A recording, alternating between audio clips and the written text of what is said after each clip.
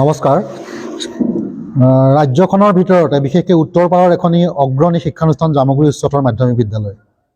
এই বিদ্যালয়খনৰ এক গৌৰৱোজ্জ্বল ইতিহাস আছে। ইয়াত গীতিকাৰ কেশৱ মহন্ত ডাঙৰীয়াই শিক্ষকতা কৰিছে, পোৱাল বৰা ডাঙৰীয়াই শিক্ষকতা কৰিছে আৰু বহুতো ৰাজ্যখনৰ মহীৰুহই ইয়াৰ ভূমি গৰকি গৈছে। এই বিদ্যালয়ৰ পৰা 1962 চনৰ পৰাই ক্ৰমাগতভাৱে বহুকেইজন ছাত্ৰ ছাত্ৰীয়ে ৰাজ্যখনৰ ভিতৰত ষ্টেণ্ড কৰিবলৈ সক্ষম হৈছে। আমি যিসকল ছাত্ৰ ছাত্ৰীয়ে এইখন বিদ্যালয়ত পঢ়িছোঁ, এই বিদ্যালয়খন আমাৰ কাৰণে আৱেগ। এই বিদ্যালয়খনে 2025 চনৰ জানুৱাৰী মাহত 100 বছৰীয়া জয়ন্তী পাতিবৰ কাৰণে প্ৰস্তুতি চলাইছে। ইতিমধ্যে যোৱা 23 ছেপ্টেম্বৰ তাৰিখে এখন বিশাল ৰাজহুৱা সভাই এখন উদযাপন সমিতি গঠন কৰি দিছে। চতিয়া সমষ্টিৰ মাননীয় বিধায়ক শ্ৰীযুত পদ্ম হাজৰিকাদেৱ ইয়াৰ সভাপতি, বিদ্যালয়ৰ মাননীয় অধ্যক্ষ জীৱন বৰাদেৱ প্ৰধান সম্পাদক আৰু এই শতবৰ্ষৰ অন্যান্য উপসমিতিসমূহৰ লগতে প্ৰাক্তন ছাত্ৰ ছাত্ৰীসকলক সমবেত কৰিবৰ কাৰণে, প্ৰাক্তন ছাত্ৰ ছাত্ৰীসকলৰ এখন সমাৰোহ অনুষ্ঠিত কৰিবৰ কাৰণে এখন শক্তিশালী কমিটি গঠন কৰি দিছে। ইয়াৰ সভাপতি হৈছে ডাক্তৰ প্ৰাণজিৎ হাজৰিকা আৰু মই জয়ন্ত দাস এগৰাকী সম্পাদক। মোৰ কাষত আছে মনোজ ভূঞা, জামুগুৰি উচ্চতৰ মাধ্যমিক বিদ্যালয়ৰ তেখেত শিক্ষক, আৰু মোৰ ভাতৃপ্ৰতিম মাধুৰ্য বৰা, আমি কেইগৰাকী সম্পাদক। এতিয়া ৰাজহুৱা সভাৰ সিদ্ধান্ত আৰু ইয়াৰ প্ৰাক্তন ছাত্ৰ ছাত্ৰী সমাৰোহৰ সিদ্ধান্ত মৰ্মে অহা 29 জানুৱাৰী তাৰিখে প্ৰথমখন সন্মিলন মাত্ৰ আৰম্ভ হ'ব আৰু সেইদিনা পুৱা পতাকা উত্তোলন হ'ব, সাংস্কৃতিক শোভাযাত্ৰা হ'ব আৰু তাৰ লগতে এখন ৰাজহুৱা সভা হ'ব। আমি আশা কৰিছোঁ যে এই 100 বছৰ গৰকা বিদ্যালয়খনৰ যিসকল প্ৰাক্তন ছাত্ৰ ছাত্ৰী, এই ছাত্ৰ ছাত্ৰীসকলৰ বহু হাজাৰ ছাত্ৰ ছাত্ৰী সেইদিনাখন ইয়াত সমাৱেশ হ'ব। লগতে আমি প্ৰাক্তন ছাত্ৰ ছাত্ৰীসকলক এই অনুষ্ঠানটোৰ লগত জড়িত কৰিবৰ কাৰণে এটা পঞ্জীয়নৰ ব্যৱস্থা কৰিছোঁ।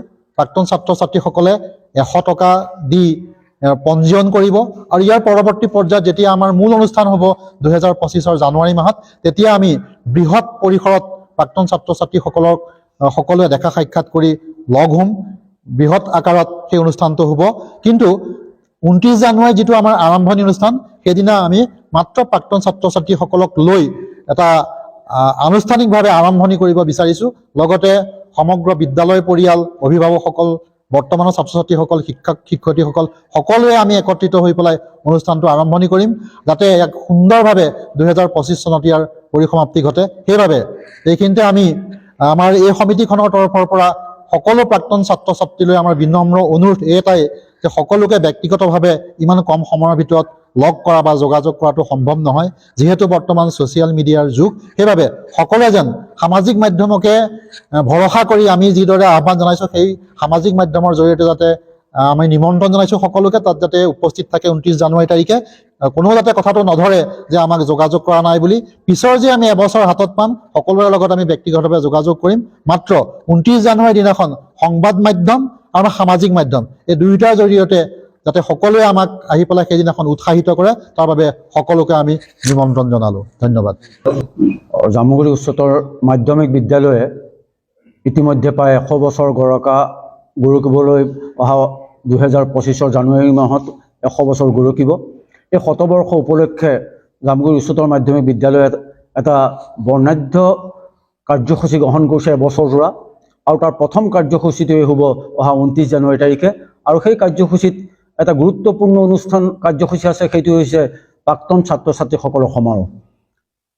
শতবৰ্ষৰ উপলক্ষে আজি অনুষ্ঠিত হোৱা প্ৰাক্তন ছাত্ৰ ছাত্ৰী যিখন সমন্বয়ক সমিতি, সেই সমিতি আজি প্ৰথম বৈঠক হৈছে আৰু সেই সমিতিয়ে সিদ্ধান্ত লৈছে যে অহা 29 জানুৱাৰী তাৰিখে প্ৰাক্তন ছাত্ৰ ছাত্ৰীসকলৰ প্ৰথম সভা হ'ব। আৰু সেই সভাত আমি আশা কৰিছোঁ এই বিদ্যালয়ৰ চাৰিবেৰে গৰকি যোৱা বহুতো ছাত্ৰ ছাত্ৰী নিশ্চয় সমাৱেশ ইয়াত হ'ব। আৰু সকলোৰে লগত যোগাযোগ কৰিবৰ কাৰণে ইতিমধ্যে এই সমিতিখনে বিভিন্ন প্ৰকাৰৰ কাৰ্যপন্থা লৈছে, হোৱাটছআপ গ্ৰুপ বা ফেচবুকৰ জৰিয়তে। গতিকে আমি ভাবোঁ যে অহা 29 জানুৱাৰী তাৰিখে হ'ব লগা যিখন প্ৰাক্তন ছাত্ৰ ছাত্ৰী সমাৰোহ, সেইখন সফল হ'ব আৰু সকলো ছাত্ৰ ছাত্ৰী ইয়াত প্ৰাক্তন ছাত্ৰ ছাত্ৰীয়ে সহযোগিতা আগবঢ়াব। ধন্যবাদ।